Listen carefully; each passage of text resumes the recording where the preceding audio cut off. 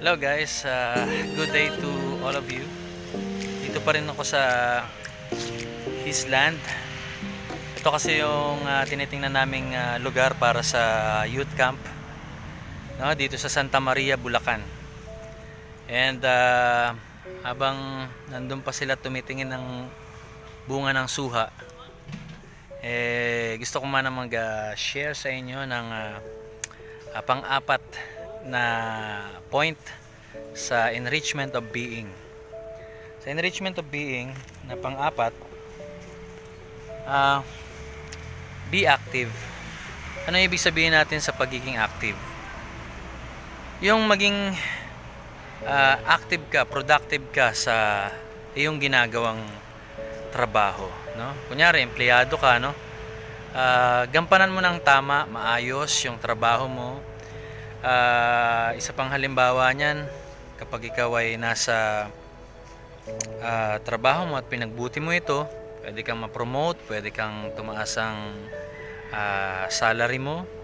Sa bahay naman, kung meron kang mga nakikitang mga dapat gawin, dapat hindi ka na naghahantay na utusan pa, no?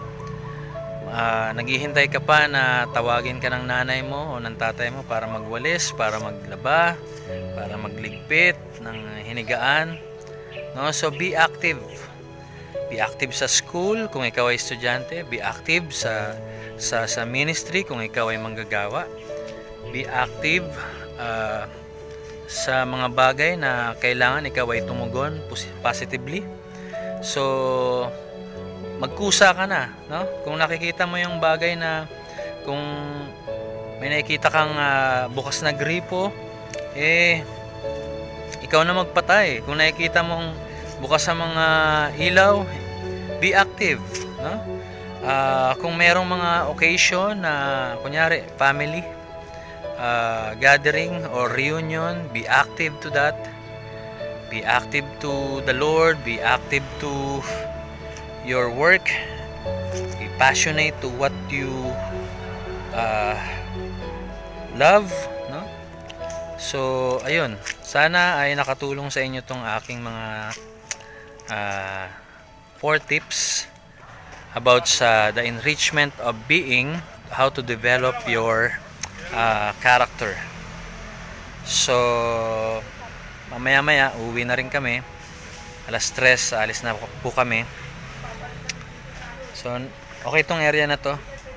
So, yun, mahalaga po yun mga kapatid, yung ating pag-uugali, yung ating pagkatao, dapat ay ating pong dinedevelop. Okay? So, big yes for that. So, please subscribe sa mga hindi pa po nakasubscribe. At hit the bell button. At sa lahat po na nakasubscribe sa amin, sa Mike Chila, ay marami pong salamat.